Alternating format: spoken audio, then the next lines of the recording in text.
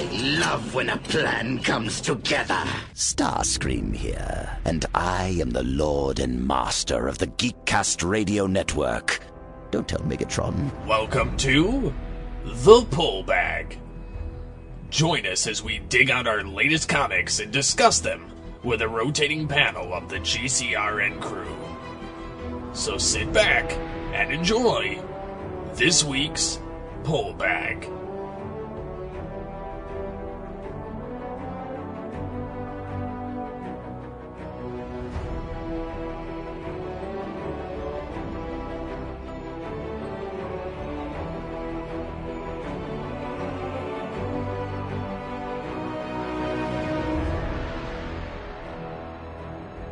Hello and welcome to The Pull Bag. This is episode 53. It has taken us nearly 40 episodes to catch up to where we are now.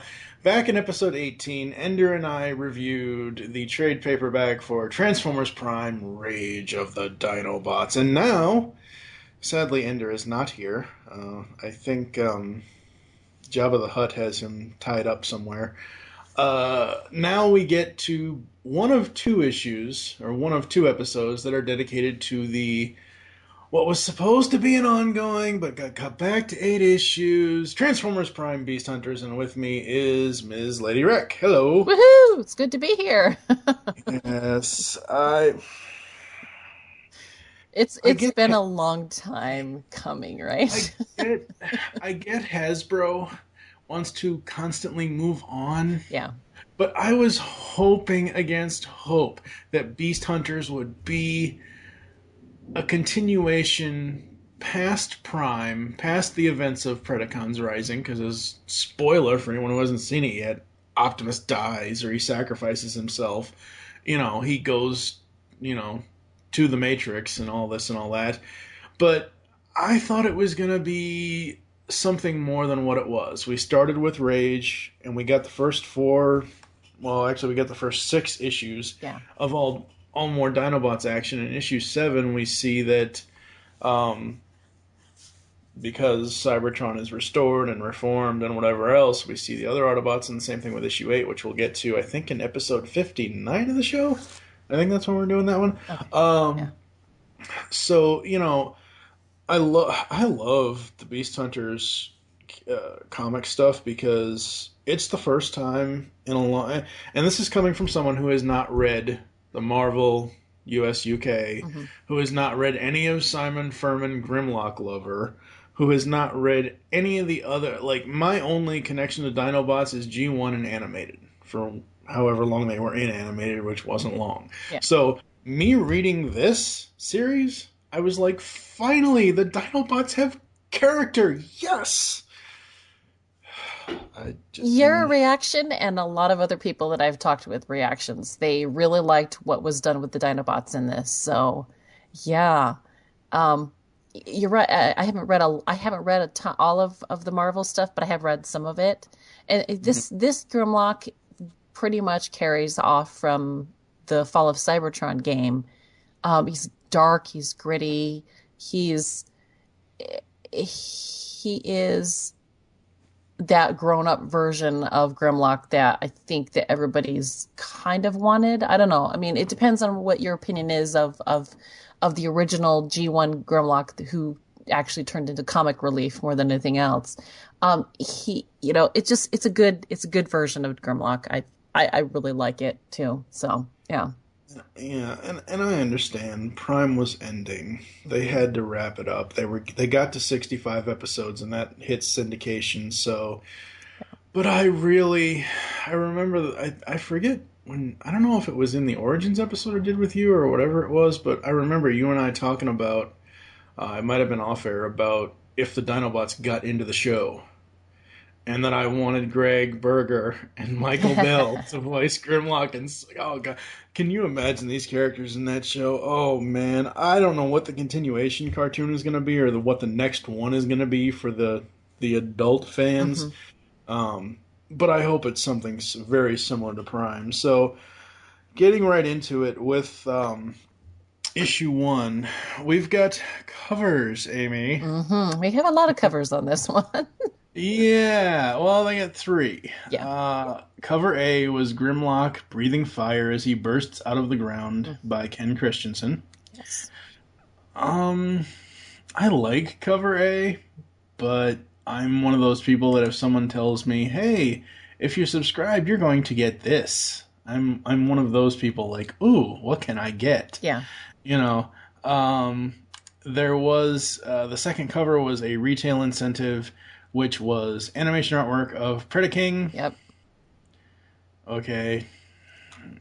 It was oh, I wouldn't say it's bad because we saw the character already in the show, I think, at that point. Um, Mm-hmm. but I really, because I'm a comic person, I like to see artwork, and so Yeah. while I was like, oh, it's Predaking, that's cool. It Mm-hmm. is like the background is just a plain no anything background, and I think I would have appreciated it more if it had actually been like another artist drawing a picture of actual Predaking than an animation cell of him. Yeah. So I actually was more for the first cover because of that, because I like just having the art, and I really like Ken Christensen stuff, even though sometimes I have nothing bad to say about his stuff, but sometimes there are just some covers that stand out better than others, and I thought this one was all right. So Yes. And then when I the reason why Amy's on these episodes now is because I felt that the Cybertron crew basically kicked her out. I know that's not what happened, but I'm like, I want to hear what Amy has to say. Sure, all the other guys that are on the Beast Hunters Underbase episodes are great, but I want to hear what her perspective is, so that's why she's here. And they were arguing about, or they were saying, I don't think they were arguing, they were talking about the subcovers. And the way I view it is, if you're a regular person who gets a comic every now and then, the regular cover is going to be fine for you, and it's not going to be a lie, quote unquote, because that's what you're used to. But if you're someone like me, or someone who has turned into what I am now, as far as collecting comics, and someone says, "Hey, if you subscribe to this, you're going to get a subscription-only cover." And the subscription-only cover for issue 1, even though this treacherous Decepticon has nothing to do with the series of the comic, it's a...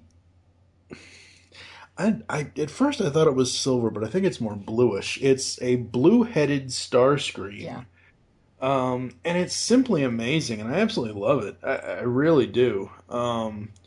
Sure, I know that Starscream isn't in the comic. I don't care. You know. yeah. It's one of those interesting picks because it's like they don't ever, in fact, they don't ever really show up until the end. But I kind of looked at it as like maybe this is a promise that they'll be in it eventually. See, I 'Cause was hoping for 8 subcovers. oh really? Hoping for. Oh, that's funny. But all right, so issue 1, we pick up where the story so far. Here we go. The Autobots and Decepticons abandoned their homeworld long ago, taking their war to the stars. Now, a small group of survivors led by the Dinobots struggles to survive deep underground. Their world is gone, their enemies are legion, and their energon is running out. So the main cast here, as was in Rage of the Dinobots, you have Grimlock, Slag, because he ain't no bullet, Yep. Sludge, Snarl, and Swoop. And we open up to, I believe it's Grimlock. I believe it's their headquarters. Yeah, I think it's where they live, Yeah. kind of. And I had to actually, this is a sad thing, when I first got this, in order to write up a written review of it, I had to read it twice because I couldn't figure out who was doing the narration. That's okay. And the art in this, I really like it. The first issue, we should say that this is written by Margaret Scott and Mike Johnson, art by Augustin Padilla, and colors by Priscilla Tramontano. There you go. Thank you. I like the art in the first issue. It looks really cool because they're all characters for the moment. Okay, sure, we've seen the Dinobots and Rage of the Dinobots, but some of the other like non sequitur characters are characters we haven't seen before, and the backgrounds are really nice. This is so funny. You have basically a depressed Grimlock sitting on the throne. Yeah. Well, and it must be said too that, like, okay, when you first start, it looks like it's above ground, but everything, a lot of it mostly takes place underground. Underground, yeah. So it's kind of deceptive because it looks like a city, but it's underground. The first one that we see, of course, isn't. But they're like, "Oh, welcome to Cybertron," and it's beat, man. I mean, it's dead, it's dying, and they pretty much go into detail. Well, they don't go into a lot of detail, but they just basically say the planet's dying. They don't mince words about that. It's like everything is supposedly dying because this is in the middle of, what is it, somewhere in the third season? Yep. And from the animated show, and this is happening while the show hasn't finished wrapping up, which I kind of think is part of the reason why it worked out the way that it did. I think that when Beast Hunters, the comic, was announced and we found out that it was an ongoing, I think everybody kind of expected that eventually that it would be the continuation of the show and that the characters would, in fact, the ones that were in the show would come back into the comic. And, there was a few things that they had to deal with here, is that they had to actually have a storyline that was running alongside the show at the time that wouldn't reveal anything about the show, but also keep everybody's interest and would give everybody something to read that you could fall in love with. So it had a lot of the show in it, but it had to come from someplace else because obviously you couldn't use the characters that were in the show because they're still in the show on Earth. And so that there was a few little things that were, I think that it had a little bit of struggle with it from the get-go. The good thing about it is that Rage of the Dinobots, Revenge of the Dinobots, Joy of the Dinobots yes, happened before this, and in which we really liked what they did. At least I did. I really liked. I did too. I loved Rage. I thought it was great. And it introduced us to a new artist that I hadn't seen for a while. I don't remember if Augustin had done other things in Transformers before that. I want to say that I thought he did in the original first comic that they did way, way, way, way back before the show actually started. The one that talked to it was a RC cliff jumper kind of story. Oh, you mean the prequel? Yeah, the prequel to everything. It was the first thing that we saw of Transformers Prime at all. It's just so ironic that I have it right here on my desk. I did not plan that at all. Written by Mike Johnson. Yeah. Front and back cover artwork by Jose Lopez and there were lots of Gusto Barranco. Yeah. They had almost every issue had a different artist. Okay. So there were 4 issues and they had different artists on each. I see. I'm still not seeing his name on here. All right, I might have to go wiki that and say, "Hey, what did you do, dude?" See that real quick. I'm not. Yeah, it does list. It breaks down all 4 chapters, and I'm not seeing Augustin's name on here at all. No, I think his first issue. I think Rage of the Dinobots was the first thing that he did, because now I'm just looking at his wiki page, and it says that he's done Rage of the Dinobots 1 through 8. It says 1 through 4 here, but I know it's 8. He also did More Than Meets the Eye 16, Spotlight Hoist, and Beast Hunters. Oh. Not Rage of the Dinobots 1 through 4, Beast Hunters 1 through 8. That's what it was. 1 through 8. So yes, Rage of the Dinobots was the first thing that he did. but it also introduced us to Mike Johnson, who we'd never seen before back in the day. It was basically pulling in all of the things that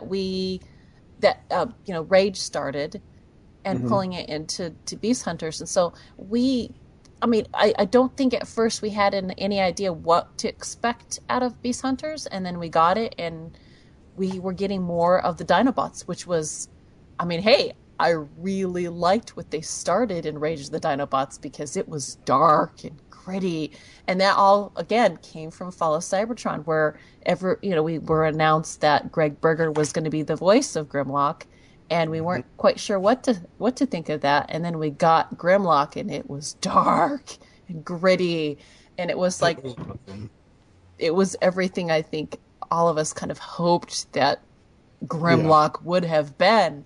And here it is on the movie game, or not on the movie game, but on your Xbox or PlayStation, whichever it was that you used, or even computer if you got the computer version. It was good. I really, really liked Grimlock in that. I thought it was dark and it was good. My kids still like going back and playing him. And I have to say, when I've really enjoyed playing the Dinobots too, because they're awesome. They're awesome in that game. But anyhow, all of that aside, we get Grimlock in and all of the Dinobots in here, and it's not just Grimlock. Whereas in the game, Grimlock is pretty much the main dude. And there's not a lot of character development for the other ones, but there's character in the comics. They really give a lot of character to each and every single one of them, and they all have a voice. And that, of course, again, was started in Rage of the Dinobots. So, yeah, that's what I love most about this series, from Rage to this, is they each have their own character and their own personality, and they are so different from everybody else. Yes. They are not just Grimlock copycats. They're not just side characters. And it's just amazing. It really, really is. Yeah.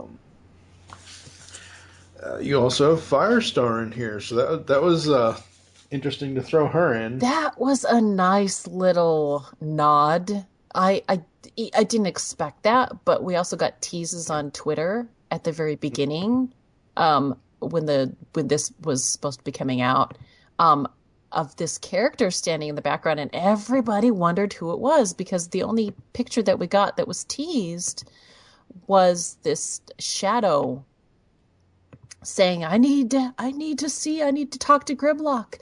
And I think there's only one person that might have guessed who it was. And I think Margaret actually had like a little contest on her Twitter over it. And I think finally somebody did find out, call out who it was, but she couldn't say that it was the winner until the very end, until it actually came out. Yeah. And then there was vindication, of course, because somebody had bragging rights to that. But it was really, really awesome that the teasing of some of the images were just that really, it was a nice nod to see another female in the comics. So this was the first place where we saw that. So, well, we might have gotten some information since then, teased at the beginning of the new year, that there might be more coming from Margaret this next year. So in 2014. Yeah. Go Windblade. Yes. And Windblade will be covered in some way or form inside the bowl bag. What I love about this issue is just how it's kind of, this is going to sound weird maybe, but it's Grimlock to me, when he's sitting on his throne, he looks lonely and sad and just, everybody just leave me alone. Go away. Yeah. And then Firestar comes in and is like, we need, Last Spark needs help. And Grimlock's like, no help for Last Spark, no help. And then all of a sudden, Rage. Yeah. He is definitely that character that is, I think it was described as Baratheon from Game of Thrones. It's Oh, just yeah. got that. But I think, to be honest, I think that kind of characterizes him in a way that I don't remember Baratheon being like that. Basically, it's the reluctant leader. Grimlock is the reluctant leader. He's been put in charge of making sure that everybody that's left, or at least in this city where he's at, is cared after. And they're in a dying world, things are falling apart, and it's happening left and right. And they have put Grimlock in charge because, I mean, it's in the name. Grim, he is that guy that he's seen a lot. Everything is grim. He's the Grim, in a sense, the Grim Reaper, I guess. But he's leading everybody, and they're looking to him as a leader, and that just kind of puts into perspective how bad things are on Cybertron. Things are bad, like very, very bad. There's a shortage of energon, and people are coming to him for answers, and just after a day of, what do they have, like 3 or 4 different people before Firestar comes to him. And he's like, by the end of the day, he's, crunching his own, the seat that he's sitting in. He's, his throne is being butchered by his hands because he's crawling to get out of it, right? Yeah. So we get the rage, and then we get prevailing heads, and so they go to Last Spark. I think, isn't it Sludge? It's Sludge and Snarl, I believe. Sludge and Snarl go to Last Spark with Firestar, and when they get there and she knocks on the door, Firestar, is that you? No, it's Optimus Prime. I had some work done. Got to get some snarky snarks in there, right? Yeah, it's... Especially since they had just called her Sparky.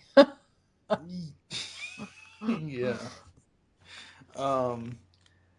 I like the contrast with the art where in like it has blues and purples and greens, and then it has reds and yellows, and it's such great artwork. It really is. Now, as we go further, it'll it does back and forth. Yeah. But... Well, and there are little things even in the first couple issues that there's a couple of perspectives that are a little wonky. There's little things that and that's, I think, when we first saw Augustine's work, a lot of it was just like that. I mean, it had such a style to it that I think it worked, even though it's not like Alex Milne's incredible perspective where he can make it look all that architectural awesome. And it doesn't have to be to pull off as a Transformers artwork. It just has to be able to carry enough. And I think there's something about Augustine's work that really just speaks to itself. And it really lends well to the characters. And he does a really great job with the characterization at times. But then there's a couple panels where it's like, oh, that's an odd angle. So it's it's evolving, and I really like that. Most of the time, I really like seeing a lot of his work because there's just something very organic about it, and it works for me. So in Last Spark, they've had a bunch of dead bodies and no one knows what's going on. So they take a look at the bodies. It's a murder mystery. Yes. What a great way to start a show, right? I mean, a series. Exactly. Oh, yeah.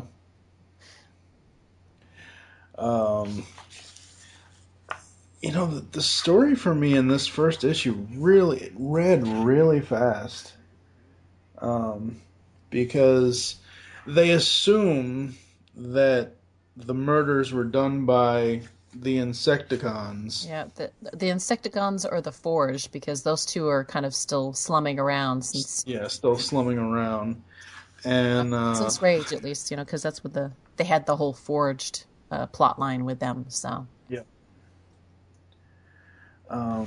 So we've got that, and I love the way these Dinobots look. Oh, man, if this could have been translated to animation, it would have been so good. So good. Yeah. Totally Hasbro needs to get into what DC is doing with original animated films and put Rage of the Dinobots and Beast Hunters into a film. That would be pretty interesting if they did something like that. Get Mike and Margaret to help out with that. That would be pretty sweet. Yeah. I would be for it because they have said I have had other people say this in the past that the Dinobots are the wreckers as well. Yeah, they I kind of like are. wreckers, It's kind of in the name. Yeah, Um, you have an obsession. Yes. One of many. Yes, one of many. Yeah. And then the end of this, we see the Insecticons. Yeah, they find them. They have to go out and find those Insecticons, those pesky little bugs, to find out if they've been doing this. So, yeah. The first two issues, I think, just really, really strong start. Yeah, So. I love Sludge's ending line. Hey, Snarl, I think you owe me some Energon. Yeah, because they had a little bet going on. So yeah. But anyone who grew up with G1 or watched animated, you guys really need to read these issues and this story because it gives a hell of a lot more depth to the Dinobots than G1 ever did. yeah. Well, and it did start like we've said. It started in Rage, so they just carry it over here, and it just gets more development. The one thing I did like about, and then we'll probably talk more about that once we get to the end of the second issue, because the first two issues were written by Margaret, and the second two were by Mike. So yeah. But yeah, let's go ahead. Yeah, I'll get back to that when we've got to the end. So they alternate. 2 stories are done by Margaret, 2 stories are done by Mike, and back and forth. Yeah. All right. So the second issue. I don't know why I have a funny story with this one, but I have a funny story with this one too. Okay. I knew a sub cover was coming. I didn't know what it was going to be because I wasn't in tune with, I didn't go to comiclist.com every single day to check and make sure what's coming out when it's supposed to be coming out or if it's delayed or whatever else. So when I went to my shop and I see a picture of RC, I'm like, ooh, RC. And I took it home and I posted a picture of it on Twitter and Facebook. And I tagged Simile Montano and I'm like, hey, look. You're on a comic, even though it has nothing to do with you. She then went out to her local shop, I guess. I think, yeah, she's out in California. Yeah. She's out in Hollywood. And they let her buy a couple of copies, and I forget which convention it was for, but she signed a copy and all this other stuff and gave it to them to give away as a prize. Oh, nice. I forget what it was. I'll have to see if I can find the image to show you because she posted an image about it. So issue 2 has 3 covers again. The cover A is the Assembled Dinobots by Ken Christensen. Mm-hmm. I like this. They're coming out of the fire. I think that's really cool. Or they're coming out of a blast cave or something. Yeah, some blast behind them and they're in a cave, and yes, yeah. It's the Dinobots. All 5 of them. Yeah. Hey! Yeah, all 5 people. Yeah, we're not 4 here. We're 5. Full 5 crew here. And then the retail incentive was animation artwork of Bumblebee and his new Beast Hunters color scheme. Mm-hmm. Again, the same issues that I have with the first one. Yeah, well, I'll get even more angry about the retail incentive covers as we go along because they're not exactly being imaginative. No, not at all. And when Ender and I discussed Rage of the Dinobots, or when we I don't know, might have been on one of the More Than Meets the Eye episodes, we were wondering, or it might have been an off-air discussion, I don't remember. It wasn't anything personal. So we remember, we were talking about, he was saying, well, maybe they've done these covers in advance, ahead of a lot of stuff. And I'm thinking, it's possible. Okay, the first 2 issues are fine. The regular cover for the first 2 issues are fine. They look good, but if you're doing a retail incentive, generally, at least in my shop, unless it's, someone, and I'm not saying not all comic artists are super famous, but unless it's someone super famous, most of the time in my shop, retail incentives are $2 more than the regular issue price. Wow, yeah. So when I can find them, it's not that bad, and it's not often that I get retail incentives all the time. Yeah. It just depends on if I like the main cover or not. But yeah, I mean, as it goes along, right now, I'm all right. Okay, Bumblebee, it's nice to see his new black on yellow, and all that. And as I said with that story, the subcover is RC, and Michael Lark did an amazing job. He really did. He did. That's a really nice look. It really, really is. So with issue 2, we start with a battle. We do. Because we ended with them finding the Insecticons, basically. Yes. And so the beginning of issue 2 is a battle with these Insecticons.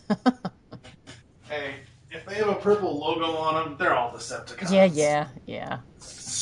Same thing with the Dinobots. If you get an Autobot logo on you, you're an Autobot. Even though the Dinobots are like, no, we're not Autobots, we're Dinobots. Yeah. So we have the confrontation with the Insecticons, and it was Shrapnel, wasn't it? I believe so. Yes, Shrapnel. And this is the interesting part because we get a little bit of a flashback.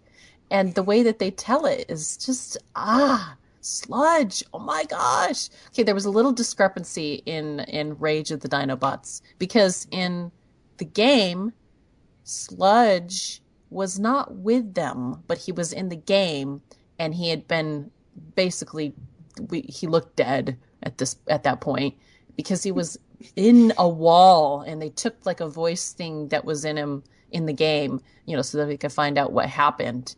And you hear the recording in the game, and that's where it's leading up to this big reveal of the Dinobots and what's been done to them. And when Rage of the Dinobots came out, we had 4 Dinobots, and where was Sludge? Yes. And nobody, it was kind of like a little discrepancy there. We find out where Sludge was. And you know what? They did a really good job, at least in my opinion, of fixing that really, really quick in just this issue. One panel. Yeah. One panel saying that he was stuck in one of Shockwave's tunnels, trapped. Yeah. And they thought him dead. Everybody thought him dead. Yep. They left him there for 4 cycles. I was like, oh my gosh, that's terrible. Eventually they found him, though. That was the whole point. But the running dialogue, you find out at this point that it's Sludge that's been narrating, I think, the first 2 issues. Yeah. And it's just... it's got this dark undertone because he still has feelings about that. And he's like, they didn't find me for 4 cycles. Kind of like I was the guy that they left behind, and they're not supposed to leave people behind, right? Well, at least that's what the wreckers say. No one's left behind, right? Well, Sludge got left behind, and but you come full circle with it because eventually he gets to the point where, he realizes that that's just war. That's just how it is. And at least I was found, and I'm okay with that. I accept this. But it's just this little internal conflict that's going on that they just do so brilliantly in the first 2 issues. It's great. Yeah, and the dialogue in this issue is so great between Snarl and Sludge, and then between... I think it's Sludge that's interrogating the Insecticon. Yeah. So, the dialogue is so well done. It really is. The writing is so good. And the art, these first couple of pages, the art is really, really cool. On the page of the interrogation, that top panel where you see a shadow fight... because they're, it's the background image, and I really, really like that, and how these stories are progressing. First of all, I said it's not Shrapnel, it's Kickback. Sorry. Oh, it's It's kickback. kickback, yeah. I thought, shrapnel? I'm looking for the word. I'm like, no, it's kickback. Okay. Yeah, that's right. It is kickback. Oh, I know why I thought it was shrapnel, because kickback has shrapnel speech impediment. Oh, gotcha. Yeah, I don't like the whole thing of character trait switching, but whatever. It is what it is, yeah. Yeah, there's nothing we can do about it now. Yep. Not that we could do anything about it in the first place. Kickback Um, was the character that was in the game as well, so it yeah, works. It works. very cool. Um, I don't know that this art is really really cool. It really is. Some of the shadows that Padilla does are really really interesting. Yeah, sometimes it's just about and this is something that I really liked in Rage as well, is the fact that the simplicity of the backgrounds and using the shadow form to kind of tell the story is Mm, sometimes is just really really great. I mean, in other times it did there's a few instances where it didn't work so much, but in this it adds this dynamic feel to it, and the colors really make it pop too. So it's just yeah. they did such a good job. These first two issues, I just after reading them again just in the last 24 hours, I was just like, dang, those were so solid. They're such a good Hmm. little. He got this nice bite of story that had both internal and external conflict. It was just fantastic. Yep. And then we have a mystery monster preying on both sides since they Yep. figured out it wasn't the Insecticons. Yep. And I have to go back and check out what's going on because the biggest detail is the fact that the Insecticons, when they end somebody, and if they were doing it, if they had been killing these bots, they would have sucked them completely dry. And the forged is what they were looking for, but they found forged bodies, and then the Insecticons show up, and the forged were not killed by them either. In fact, Yeah. they haven't been bled dry, and so it's not them. They're like, we didn't do it. We didn't kill these guys either. So um, they're like, okay, we've got to go rethink this. But Sludge still dispatches Kickback, so still got that dark side to him. It's like, still gonna take you out. Yep. But in the You know, process, you, he also you know got why that injured. So happened though, don't you? You know why that happened though, don't you? That he took him out because Margaret hates Insecticons. She's the Insecticon queen killer. yeah, I could see it. I could totally see it. She's like the sixth Dinobot named Wild. Yeah, Yeah. exactly. So they return to Last Spark, and uh, they find out that it's someone in Last Spark that is doing this. hmm And it Which is turns really out, kind of cool because earlier in this issue they say, what was it? They were talking about how that they were all eventually going to turn on each other and break, Mhm, and they were referring to, I thought, when you first read it, the Dinobots. That the Dinobots yeah, are going to end up turning on each other in the end and killing everybody, or killing themselves and killing everybody, or whatever. yeah, Um, but the nice little twist to that is we find out who the bad guy is, and it's one of their own. yep. And It's the leader, Starscream. Oh, I'm sorry, Airwave. yeah, The only reason why I make the Starscream reference is because that's an Earth jet, and Airwave's never been to Earth. yeah, nice. It doesn't for me that like until I read that somewhere. I think I read it on the wiki about errors, and I was like, okay, sure, whatever. Seeing Airwave have an Earth mode jet doesn't affect my opinion of the story or Yeah, not. I mean, you it's know, cosmetic. yeah, Yeah, and it's, for it's for a bunch of it's for people to be able to read it because at this point, we've seen some like modes from Cybertron because, at the beginning we have like, Megatron who never took an Earth mode-ish at first. I don't remember if he did actually, to tell you the truth. I'm trying to think back. I'm like, you just accepted it as a flying, jet-like Cybertronian form, right? I don't think there was a problem with it. It looked dark and because it's Megatron, he's gonna, it's gonna look like Megatron. It's gonna have an evil feel to it. It's not gonna look like any other thing that's on Earth, and we accepted that because I think we've seen the movie, where he at first wasn't. He didn't look like an Earth vehicle at first anyhow. So I didn't really niggle about I don't really niggle about some of those things because it's just for it to read as a flyer, because that was kind of the point, is that Kickback mentioned that somebody had seen them and he took off, not drove off, he took off. So they kind of get the idea that there's a flyer among them that is able, that was the guy. And whoever that guy is able to transform still because, hey, we're still on an energon shortage. And that's when Airwave, is Airwave, right? Yeah. He transforms and he's basically let the cat out of the bag. He's the perpetrator and they have to stop him. And the sad part about it is that he's got everybody on their side because everybody is so desperate and they're so scared that they don't really realize that, oh, our leader can transform. Is that a good thing? It's like, you think that that's a good thing? It's like, well, first of all, he's your leader and he's been holding out on you because he can transform. So I don't know why you didn't do it. Wait a minute. Why is he transforming? But then I thought, well, if they're that afraid, they're going to be like sheeple and they're going to, believe everything that comes out of his mouth. So, yeah. Yeah, for a second there, I'm very happy that they didn't try to.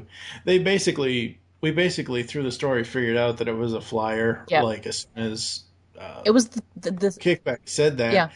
And I'm glad it wasn't a mystery of, oh, when's Swerve gonna trick Rung into transforming this time? Because everybody wants to know what Rung's alt mode is. Did we ever find out? I don't remember. Yeah, sort of. It's never been determined what it is. He did finally transform, and the official word is he's an ornament. He doesn't change into anything, so because of that, they called him an ornament. God. So wrong.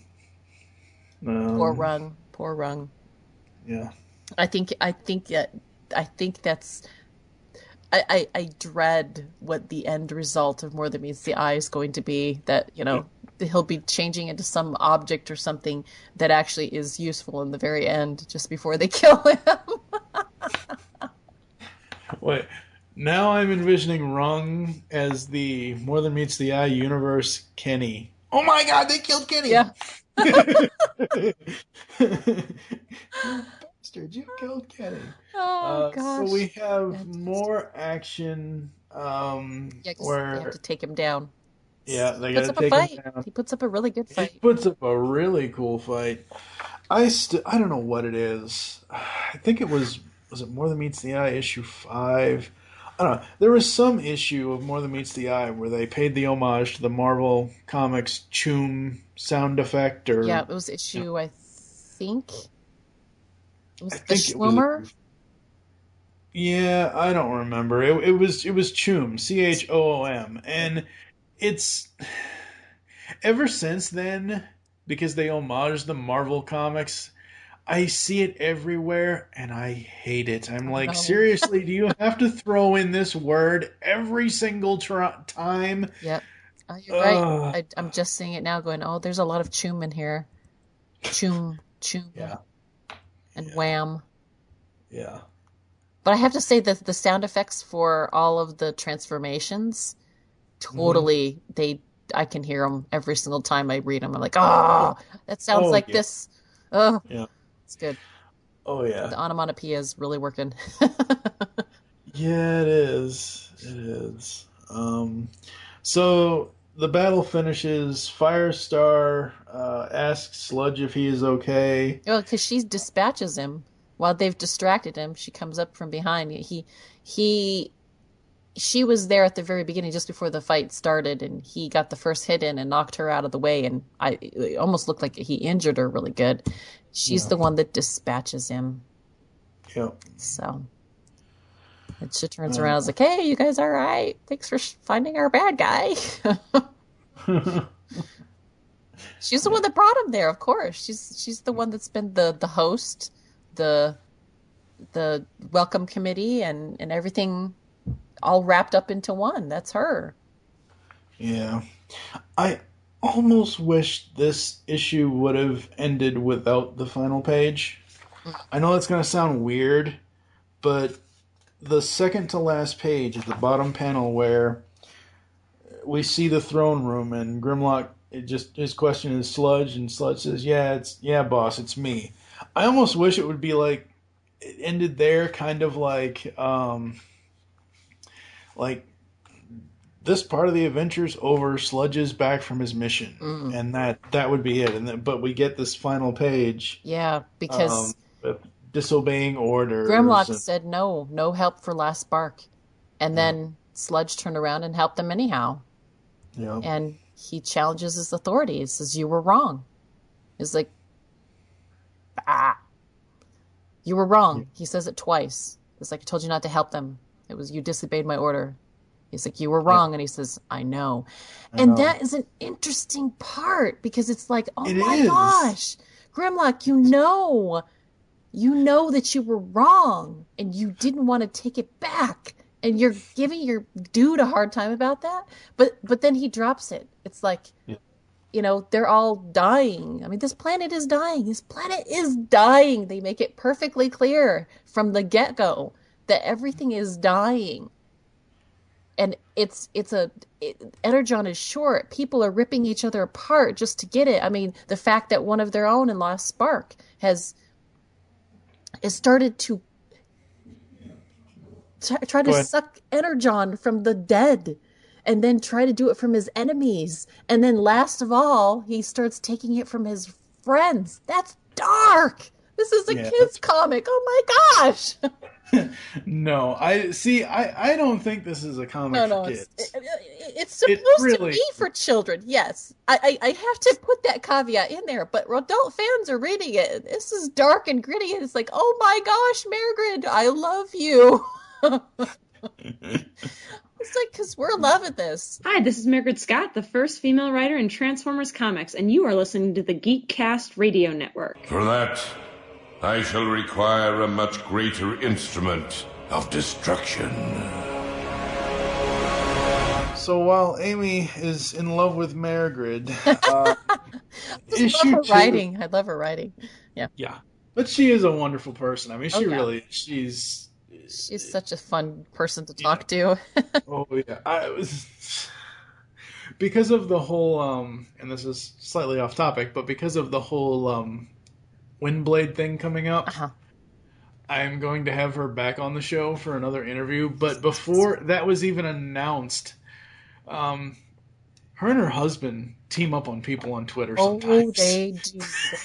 And I was gonna have the two of them on as kind of like a husband and wife team up interview. That's fantastic. Oh, that's great. I should really message her about that, because that'll be funny. Because well, Jason's they're both just so much fun to be around. They really are. It's like the ideal geek couple, right? Yeah.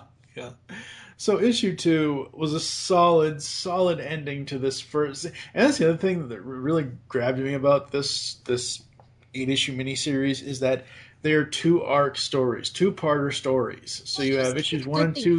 Because then you got a problem that was finished up and wrapped up within 2 issues. Yep. So it felt like, there's something going on. I thought that was really smart that they did that, to be honest, because it gave you little nuggets of story, and you felt like you got somewhere really quick and you had an instant payoff. So for me, these first 2 issues were so solid. I was like, wow, if this is what it's going to be every issue, I'm like, I hope that this goes really well and it'll be around for a while. And I was really, really happy. And I thought, okay, we're going to have a comic after the show is over with. My little creative brain was just going nuts. Oh my gosh, I can't wait to see what they're going to do with all the other characters when they get all of them back, because we knew eventually that it was a possibility that they'd be coming back to Cybertron. I mean, why tell us that everything's dying only, to say, no, this is an ongoing. So if it's dying now, it might not be in the future. And so it was also teasing maybe what they were going to do at the end of the show as well. So we were all going, Yeah. And I feel like such an idiot because issue 3, I get so mad at issue 3's cover. I have 2 copies of issue 3. I have the original since the cover A, since my shop didn't get the subscription cover. And I felt so gypped about it because I thought it was just, and I guess I feel stupid because I should have known better since they're underground. I thought cover A for issue 3 was them standing on a rock in the middle of space. I didn't realize till right now that those are all shadowed Decepticon symbols behind them, not stars. Nice. Oh, God. It's really subtle, yeah. Yeah. So, cover A, as I just said, Grimlock, Slug, I hate that name, Slag. Slag. It's Slag. It's Slag. Just call him Slag. We'll forgive you. It's the Dinobots. Come on. No, surrounded by Shadowed Decepticons by Ken Christensen. Yeah. I like the cover. It's okay, but it just didn't... It didn't do anything for me like the first 2 did, like Grimlock bursting out of the ground in issue 1 and then all of them coming out of the fire-blasted cave in issue 2. This one is kind of like, what? I don't know. The retail incentive was animation art for Beast Hunter's Optimus Prime with his upgraded body since Beefy Prime. Since Smokescreen was not going to be the next Rodimus, thank God. Yeah. Or Robust Prime, but Beefy sounds much better. It's what my kids call him now. He's Beefy Prime. It's great. Prime, it's what's for dinner. And then the cover, the subscription cover is Soundwave Superior, Dinobots Inferior. It's a nice one. I really liked that art, that subcover. It's like, ooh, now that's... Again done by Michael Lark. What's so great about issues 2 and 3 is that it could almost be a little bit of, if you put them side by side, it could almost be RC versus Soundwave because they're both white background covers. And, sure, in the upper right-hand corner on Soundwave's issue, you have his little wing there. But, I mean, it could almost be like they're facing off, except instead of looking at each other, they're looking at the reader. Yeah.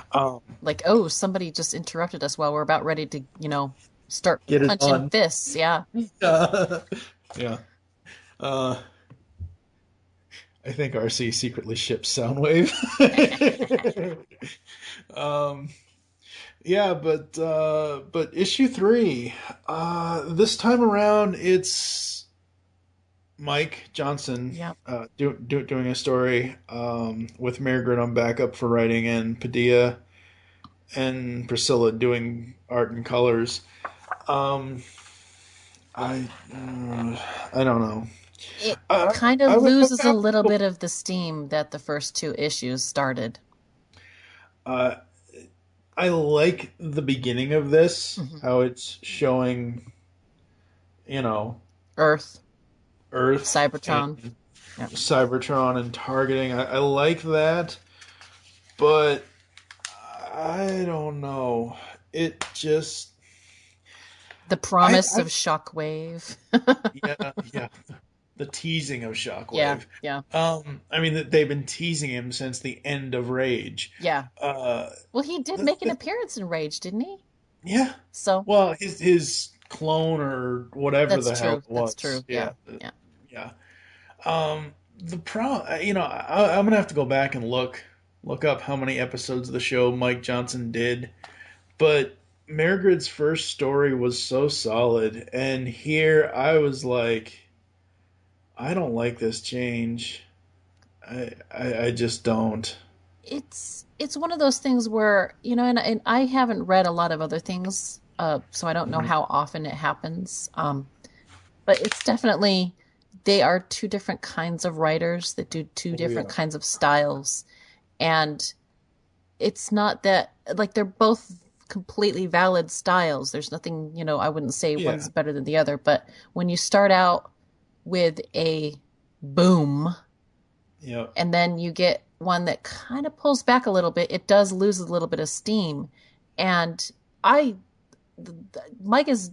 done a lot of stuff at this point. He did all of the prequel comic, which I really liked.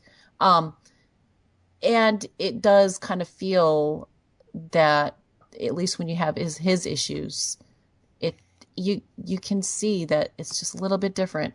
And that difference just seems to make a huge difference in the story. Not that that's a bad thing. I mean, you couldn't expect that every 2-issue arc was going to be a bazinga like the first two were. So it's definitely a different flavor. But I got to the end of this two-parter right here, and I thought, well, it definitely is playing off of some of the elements that were put into the show at the time. So I guess I couldn't fault it for that, because it really was. But it also gave a little bit more of a promise that the show was going to have an effect on this comic. And so, we're wondering how that was going to continue to play out. So, even though I was a little jarred with the writing style change, I love this issue simply because it's Grimlock and Swoop. Yep. Grimlock, I've said it before, Grimlock, Swoop, and Snarl are my 3 favorite Dinobots. I like Slag and Sludge, I just don't like them as much. I have to say, after reading this, I love Margaret's version of Slag. Yes. He is nice. He's just, that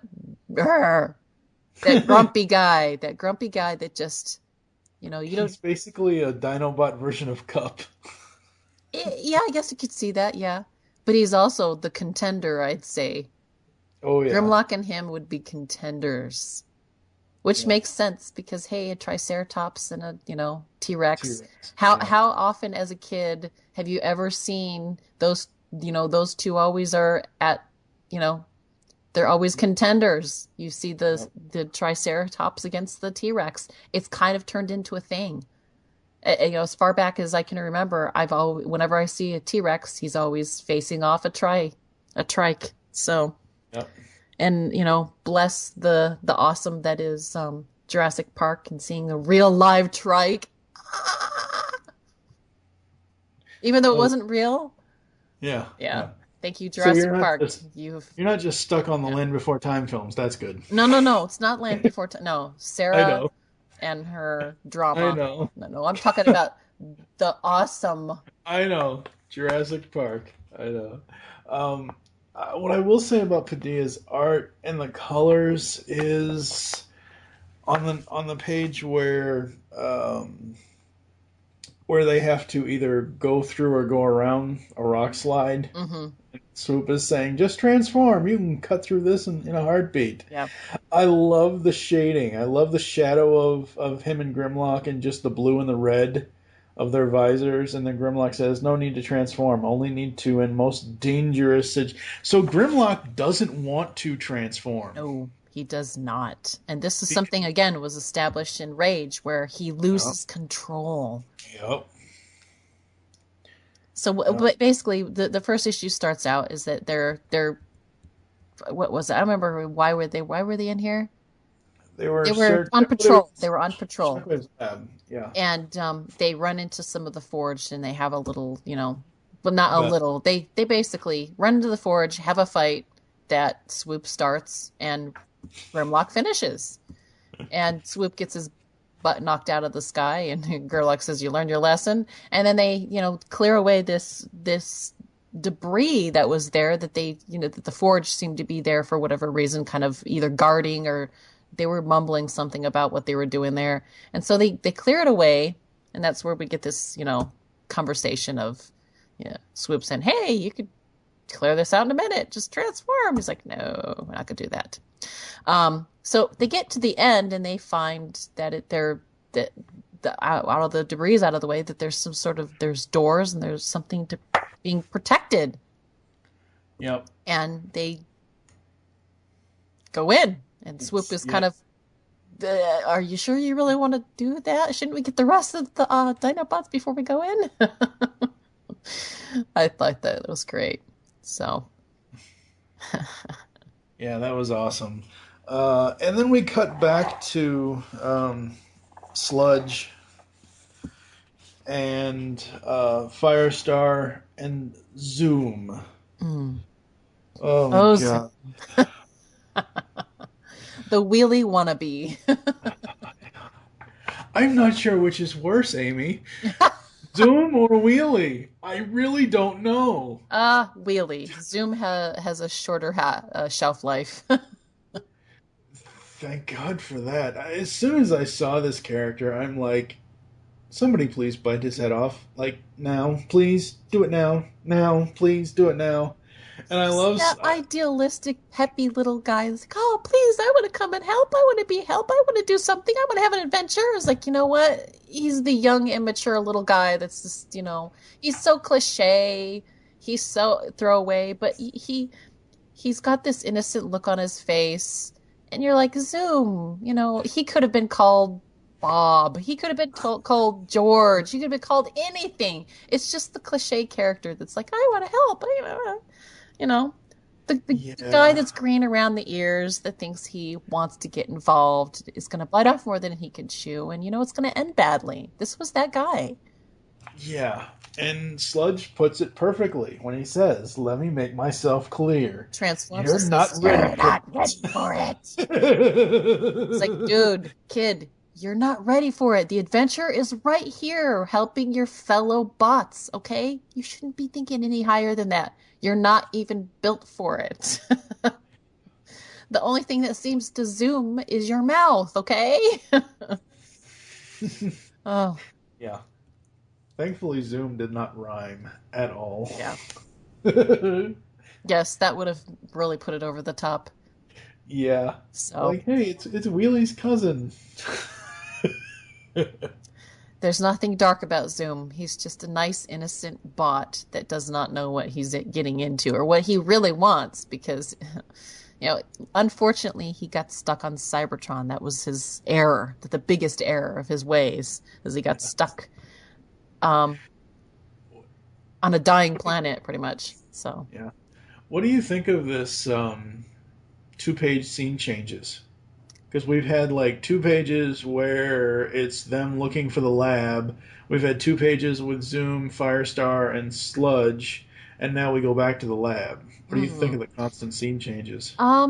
There's really not a lot that makes me it's when Grimlock and Swoop get into the lab and they're looking around and they're finding some strange organic material and things are going on. It's like, okay, there's a little bit of question there going, okay, what are they going to find? And then they switch back to that half the storyline and I almost kind of feel like, oh, it's kind of like picking up where Margaret left them and filling in the blanks a little bit. But, I thought that had kind of ended. To find them back at Last Spark, I was kind of like, oh, they are staying there. I thought they were going to leave. I mean, it just felt like that had wrapped up. So the fact that there's more going on there, it just seemed a little, oh, okay. I just didn't get it. I thought, okay. But then eventually you get to the end and you feel like, you realize why. It's like they had to be in a place where they could possibly meet up with the rest of them and have a, little reunion for what they start in this issue and end in the next. So I guess if you look at it that way, it made sense, but it did kind of, it felt slow because of that, because you really didn't see much of a conflict going on at all at Last Spark. They'd finished that conflict already. So the fact that they're still there seemed like, I guess they because Well, Airwave isn't there, they'd let him stay? what I don't get is... They went back. Because they did go back. Yeah, that's the thing. went That's back. what I don't get. Why did they go back? If the danger is gone, unless they're trying to repair the relationships between the Dinobots and the civilians of Last Spark, unless they're trying to do that, why would they go back in the first place? Unless it's just to introduce this dumbass kid. Yeah, it could have been. I don't know, because it's just, I think that they kind of repaired a little bit of that, Was saving the city, saving the city, like, getting Airwave, stopping the bad guy, basically. That, they were not wanted. Well, I mean, the population there actually was like, they were just afraid. They really didn't, Firestar was the person that was kind of like their, ambassador. And then they had one guy that came up and gave them Energon because, they were doing this for them. But, I think that they were just still so afraid. They weren't sure what to do. And Firestar was the go-getter that said, okay, I'm going to be proactive about this. I'm going to get the Dinobots and we're going to get this handled. And they did. And so I think the relationship there has actually been resolved. I mean, it felt very resolved in the second part. So to see this in the third, it just kind of felt like, okay, please tell me there's going to actually be something more than just them being there for just to be there to meet this guy Zoom, who doesn't really seem like he's got much to offer. I mean, they don't want him to help them, so you automatically think, oh great, this guy's going to get in the middle of something, because they are introducing him for a reason, aren't they? Not just because he's there. So, well, they're introducing him so they can have cannon fodder later. Here's this nice innocent guy, now we're gonna kill him. Yeah. Speaking of killing, this issue takes a Monster Mash type of turn. Because we go back to the lab and they find this giant organic looking Grimlock. Yeah, well, they have them all. They find the tubes. Now, I don't remember at this point if we'd gotten that episode in Transformers Prime where the Predacons were being grown in test tubes, and I don't remember when that was. I didn't look it up to see when it was that episode came out. I just know that we said that it was yellow and it looked like there were pee in those tubes. It's CNA. It looks like pee. I'm sorry. I know. We got a sewer problem here, and it's still on Cybertron. It's more greenish. All the way across the galaxy. Worst plumbing job ever. I guess that's what happens when society breaks down. The sewers come out. Wow. But this one, it looks more green, so it's not nearly as pea looking. But it's puke looking instead of pea looking. It's been in there. It's pussy. Ew. Now we're really dragging it through the mud here. Yeah. Okay, yeah. So before we gross everybody out and they start puking, while they're investigating, something comes out of the test tube. Mm-hmm. And it turns out to be a more organic looking T-Rex. Roar! Yeah. Yeah. I don't know if it's I can't figure out if if they're trying to homage Beast Machine's organics or what they're trying to do here, or if they're just saying, hey, before Shockwave kind of perfected his thing with getting mechanical dinosaurs, this is what his experiments were the first times around. See, now I looked at it and said, you know what? It's a T-Rex against a robotic T-Rex. Boom, in your face, right? Yeah. We're going organic against robotic. Woo! That's all I saw it as, is like, all right, who would win in a fight? Who would win in a fight, Grimlock or a real dinosaur, right? Yeah. It made me laugh. It really made me laugh. I thought, oh, that's funny. And yeah, I mean that's pretty much the rest of the issue. It's all robotic versus organic, and then Swoop is like, uh-oh. We see all these cracks coming out of another test tube. Yep. And more of them start coming out of the woodwork or test tubes. yeah. And then we get a whole there's basically the Dinobots meet their version of them as organics, and the dialogue pretty much goes at this point to pretty much say that they were us. These in fact, these could be the experiment before we were made. Yeah. And I thought, exactly. that's twisted. It's really twisted. And issue 3 ends with Grim, we've got company, and Swoop's doppelganger pops out. Yeah. Overall, I liked issue 3. The art was really cool in places. In some places, I was like, what? But the story, once I got used to Mike's writing, even though I was kind of used to it in Rage, but I had read Rage way before I read this. Yeah. So it had been a while since I read his style. Once I got used to it, I kind of really grew to like it. And we get to issue 4, where cover A is really a lie. It really, really, like it really is, because if you think about it, that was like, I wanted to say it was episode or issue 1, but I was like, no, because Grimlock wasn't in that episode or issue. I keep on doing that. Yeah. It's one of those things that's kind of odd, because it's like, okay, it didn't really actually happen in the comic, which I guess if you wanted to look at it figuratively, Grimlock embodies what the Dinobots kind of are, which is kind of scary because he's teetering on the edge of insanity at times. Yeah.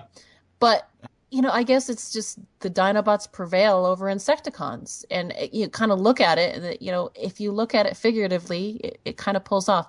What I don't like about it is the fact that there's no background to it. It's just triumphant Dinobot over dead Insecticons, and they're they're like on a glowing ground, like they could be in an ethereal, that's why I said maybe it's more figurative than literal.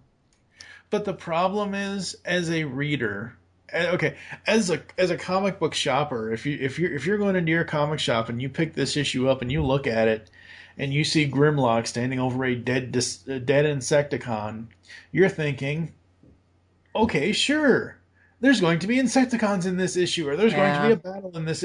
The cover is a lie, Amy. Yes, it is. Bad. If you look at it from that point of view, yes. Ender pointed this out to me.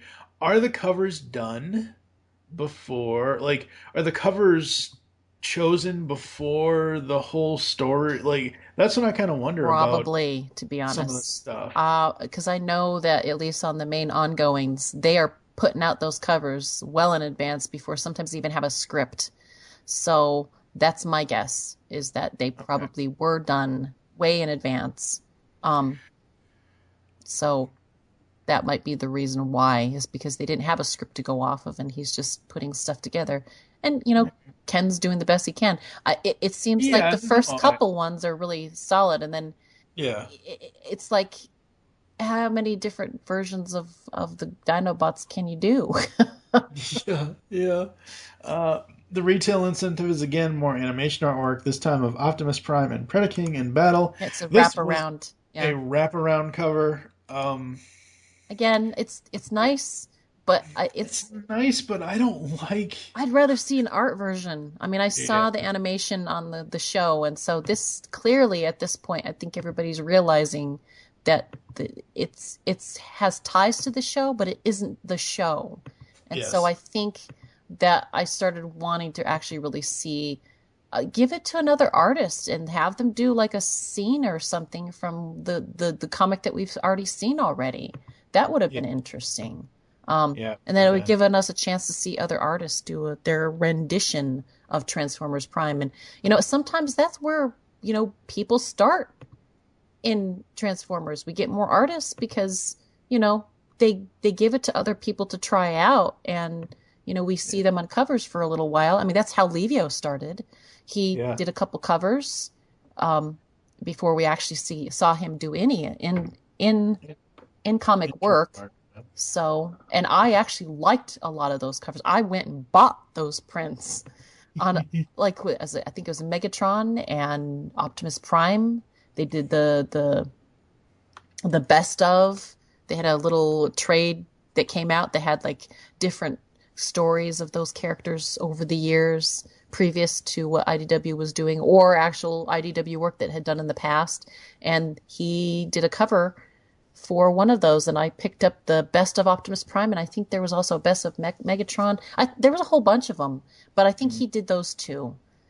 And yeah, give it to an artist that we haven't seen, and try it out. The subcover is Megatron, and it's done by Michael Lark. It is so badass. The texturing around Megatron's eyelid, and I mean his under eyelid, like at the bottom, like if you go to rub your eye, like under your eyelash. I wouldn't want to rub my eye if my eye looked like that. No, I know, but I'm saying like that, like under eyelid, like that area at the bottom, like right where the cheekbone is a little bit. It's the shading on it is just amazing, and it looks so good. It really does. That's Megatron right there. It's just so Megatron. Oh yeah, very much Megatron. Profile of Megatron. There you go, right there. Oh yeah, it's so cool too. It really is. So this is the conclusion to the story we got in issue 3. And we have Zoom on the first page. Isn't he dead yet? We were calling for his death already. He's just an innocent. He's just an innocent. He's an innocent who gets in the way. Isn't that what they always do, though? Yeah. The innocents are always getting in the way. Oh, goodness. But no, the first page is of Zoom. Yeah. Zoom is doomed. Zoom is doomed. Genius. Just genius right there. Yeah. And as we find out, it ain't all fun and games, because we still have the battle going on between Robo T-Rex and Organic T-Rex. Yes, this will not be decided in an issue. Oh, this splash page is awesome.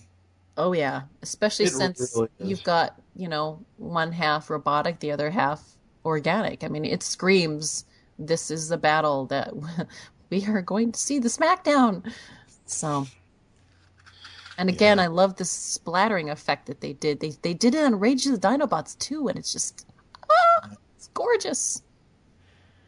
Yeah, this is really a monster mashup. This issue. I mean, they're really. I mean, sure, there's a little bit of writing here to talk about from Mike, but most of it is the first, after that page with Doom Zoom is most of the next 2.5 pages are all action. Yeah, it's them. It's Dinobot versus Dinosaur, and and I have to say though, they are, you can tell at some point at the very, because their eyes are glowing, so and they say that they're leaking energon, some sort of version of it, and so there's a biological option to them. They look biologic, but you can tell that there's something a little bit more sinister behind that, because their eyes are glowing, they are bleeding energon. They are an experiment. They are absolutely an experiment, and that's what ultimately does them in. We don't really actually see them win. It's like, oh, darn it, where's the smackdown? Yeah. I mean, it's there, but it's like, oh, you promised that we'd find out who would win. What's the final word on that? Well, yeah, the final word on that is the fact that because they're experiments, they can't really survive outside of the vials for very long, and ultimately that just does them in. Yeah. They pull when the aliens brain is not working right now. I can't think of it. The aliens that come from outer space, that they had It's an old movie. I can't think of the name. Darn it. War of the Worlds. They pull a War of the Worlds where they couldn't survive in the Earth's atmosphere. They can't survive in Cybertron's atmosphere. Yeah. Yeah. Yeah. As much as I love Swoop in this series and I love his robot design, I really do wish his Pterodon design was blue, not red. And it's just a little thing, but so yeah, they come to their own demise, and we don't see what happens at first to the Swoop version. But eventually they start glowing really bright pink and turn into goo. But before that, Zoom gets attacked by the trike. It's like, he's doomed. He's going to die right here. I think everybody was hoping for it, to be honest. Kill him! Eat him! Eat him! Eat him! And until you do, you'll be stuck here in Last Spark with no chance of going on an adventure. It's like, dude, famous last words. Yeah. Kronk. Hip hip hooray! Dinosaur 1 point. Zoom 0. Yeah. The 0. He's never going to be a hero. And that's the reason. Oh, go ahead. Can you imagine if, I know this wouldn't happen, but can you imagine if instead of Kickback, and I know they put Kickback in here, not in this issue, but in this series because of the game, but can you imagine if it was Bombshell and it was Bombshell that planted a Cerebro shell on Slag, and Slag killed Zoom? Sorry. Yeah. Ongoing crossover. You're making it darker, even darker. I know. See one of the Dinobots, the people they're supposed to be helping everyone, kill an innocent.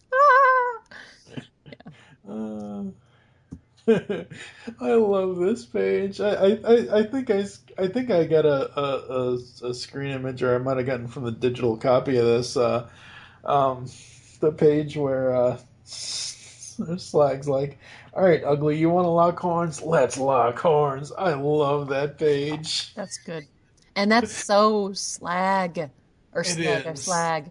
Yeah, Slag is just in your face. Do not challenge me. I will bite back. Yeah. Harder. I'll bite back harder than you initially bit me. It's like, yeah. And that's here again, it's like chink, chink, chink. Yep. I could totally hear that. It's like, I love you, Slag. I love you. Yeah, so we get the explosion, and then we get the giant puddle of energon goo looking stuff. It looks like the reason why they were in Last Spark, basically because the dinosaurs, they come out in they make their debut out of the caves and to Last Spark, which is in fact also in a cave. It's just like they come from another cavern into this cavern. They attack Zoom, which should be an indication to how much he should be running away as soon as possible. And then that's where the rest of the Dinobots meet up, and we have this, everybody, meet your doppelganger, and we're going to have smackdown and find out who's better. And in fact, I think one of them even say, "Hey, let's switch it up." And the other says, "No, I want to take down myself." Yeah. That was kind of cute. I thought, bless you, Snarl. Bless you. And then they glow and turn into a puddle of goo. Yeah. It's like, oh, well, that was short-lived. I'd be like, dang it, I want my rematch. That's what I would have been. One of the Dinobots should have said that. Dang it, I want my rematch. I'm going to sue Vincent Kennedy McMahon for no rematch. So that's when Gromlock shows up, and they're like, "Okay, we're back together again." And then they go back down to the lab that they found him in, and they have a little history lesson. Oh, this is where because Shockwave scanned them from this planet Yeah. a long way from here, and we see Earth again. Mm-hmm. I hate Mike and Margaret for teasing Earth, always teasing it. It's like And when we get to episode 59 of the show, when we talk about issues 5 to 8, the final 4 issues of the series, it's like when we get to issue 7, I'm like, okay, I know it's coming. I know it. Where is it? Why isn't it happening? Oh, damn. Yeah. Dun, dun, dun. Yeah. So the hunt goes on. Yep. See, I know they're trying to tease us here, but it says at the very bottom, the end for now. Yeah. They made it sound like the series was going to take a break. I don't know if I like that. I knew it was an ongoing. I thought the end for now. I thought the end as in we're not going to tell you more about this for now. Okay. That's what I looked at it as. But then the word choice was very weird, very odd. It had this air of, we're going to try to tell you something, but we're not right now. But it had this flip thing, because now that you go back and look at it, since ultimately, yes, spoilers, Beast Hunters ends up ending. In fact, we got our last issue in December. It made you wonder, is that kind of self-prophecy there? The end for now? I don't know. It just... any other final thoughts on issue 4? I don't. It's one of those things where it was pretty straightforward. It did what it did. It had ties to the game and ties to the show, because that's what they had teased in the show as well about, Shockwave and the big, lab experiments and stuff like that. And it was what it was. It played its part, and I looked at it for basically what it was. It was basically being that homage, tying into what we expected to see throughout the series, is that there's going to be times where they're going to tie it in. And I was all right with that. I thought, okay, all right. I mean, I got to the end of this, and the payoff was much different than Marigrid's, but it was a payoff to an extent. And it made me think, okay, here we got this really vibrant, bazinga in your face 2 issues. Then we got 3 and 4 had a little bit more, and it kind of balanced it a little bit. And I thought, okay, if that's what we expect, if we're going to get 2 parts, every 2 issues is going to have, this resolution or whatever, and then we're going to move on to the next thing. I thought, okay, we're going to get a different flavor from each one of them. This might be really interesting. It has potential to have some interesting takes to it. And so, at that point, I thought, okay, now where are we going from here? I was ready for the next 2 to see where we're going to go. So, yeah, I was so ready. I was kind of like, when I read issue 4, I'm like, the end for now? You mean that's it? What is going on here? Even though I knew issue 5 was coming the next month. Yeah. It's still just, and the funny thing is normally I'm always up to date on my trade releases, and I remember the announcement of this trade coming out with the first 4 in it. I still have yet to pick it up. I completely missed the fact that it even came out until you had said something off air to me about it. I'm like, oh my god, it's already out. Damn, I don't have the trade yet. But this is one thing where I'll buy the trade anyway, because whether the trade has the subscription covers in it or not, actually, what I might end up doing is, if I can wrangle it, I might end up sending issue 1 to Steve Bloom and issue 2 to Simile Montano to see if they'll sign them. Oh, nice. When I interviewed Simile Montano, I asked her, I said, hey, would you, if I mailed this to you, would you sign it for me? She said, sure. So, that would be awesome. All right, so Beast Hunters, the first 4 issues, I really dug the stories. It took me a little while to get used to Mike's writing over Marigrid's, but after a while I came around. I like the action in them. Oh yeah, because they're very action-packed.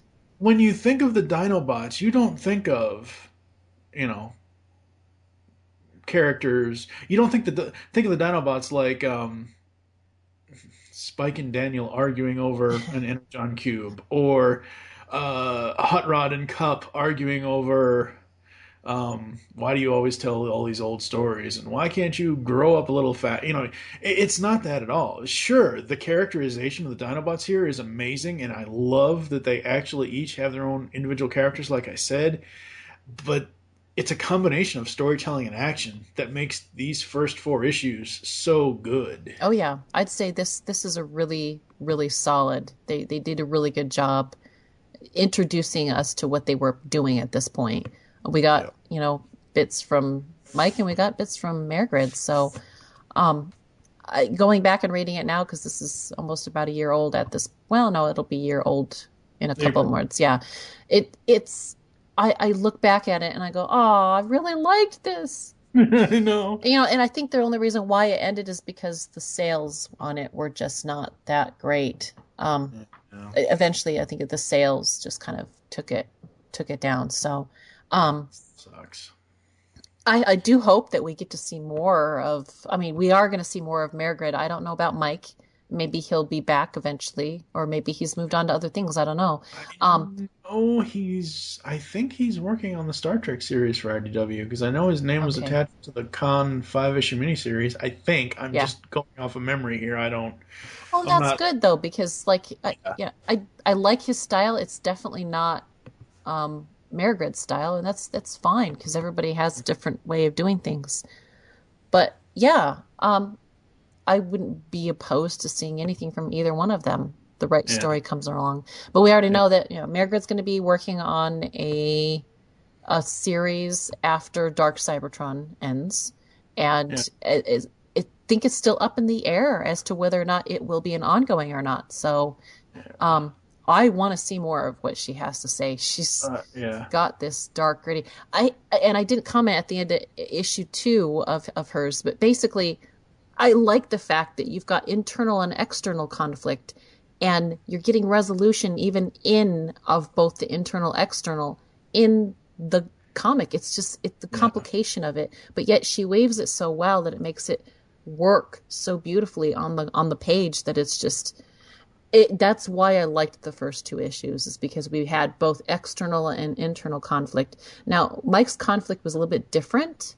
It didn't have the same internal and external, but it doesn't always have to be like that for you to enjoy a comic. It's always good to have an issue that you kind of pull back and a little bit more fun and have a little bit more interest. It played its part in, bringing in bits of what has come before and what was going on elsewhere at the time. So it works. But yeah, I really have to say those first 2 issues were really, really strong. I really, really loved them. And it's more of Rage of the Dinobots, but it's also, I'm really falling in love with Margaret's writing at this point, and I can't wait to read more of it. So yes, yeah, no, I think I said in one of my written reviews, Margaret Scott and Gail Simone are my top 2 favorite female writers. Nice. Right now. I'm serious, because of Rage of the Dinobots, because of what Margaret did in Prime, because if you look at what she did in the show with a character that not a lot of people really enjoyed at first, looking at that and looking at what she did in Rage and looking at what she did here and looking forward to Windblade, I mean, I'm stoked to see what else she does. It'll be interesting, especially since, this is her second comic series at this point. And so for basically, this is her first year writing in comics, and she's doing a bang-up job. It's great. So, yeah. Absolutely awesome. Definitely look forward to more that she's going to give us. So, yeah. Yep. All right. So where can the people interact with you online if they would like to do so, and where can they find the Underbase? Well, I Twitter a lot, but I've... That's an understatement of the year. I tweet. Oh, I've got lots of tweets. So, but yeah, you can find me on Twitter at LadyWreck, And you can find the Underbase at theunderbase.libsyn.com. And of course, if you can't find it, we're also on Twitter as well.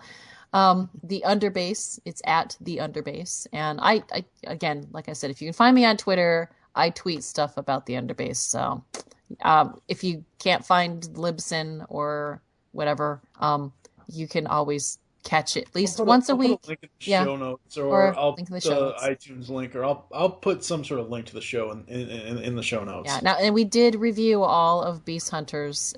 It wasn't me on the show, which I kind of took a step back and let somebody else do it because I can't do all the podcasts.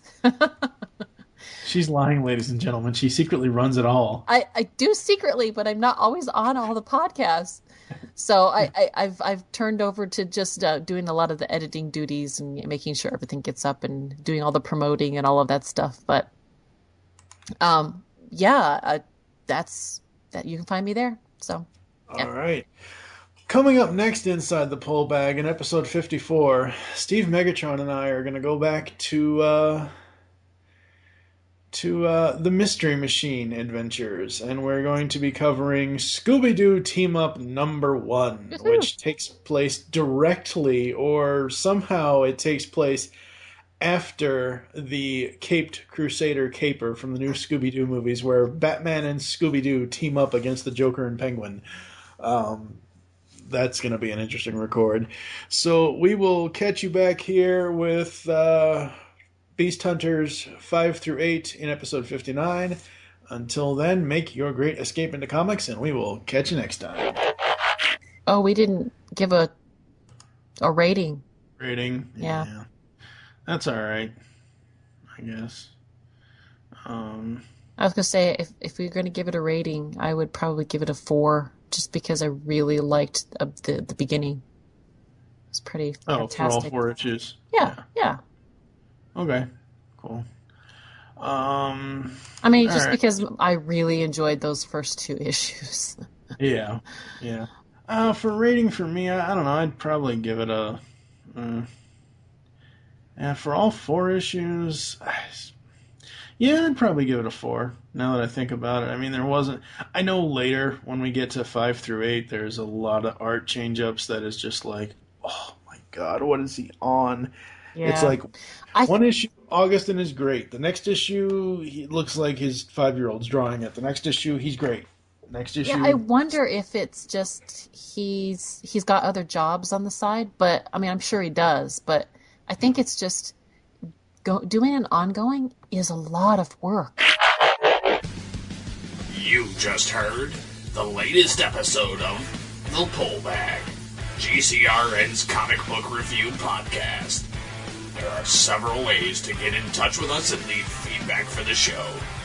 You can visit the website, geekcastradio.com, where you can comment on the episode and all of our different podcasts. You can rate our show on iTunes and be sure to leave us feedback. Call the voicemail line, 502-526-5821. Please remember to tell us the show you were leaving the message for, and your name. Become a fan of us on Facebook by searching Geekcast Radio Network. You can send us an email, feedback@geekcastradio.com. Follow us on Twitter, @GeekCastRadio. So until next time, unleash the geek in you.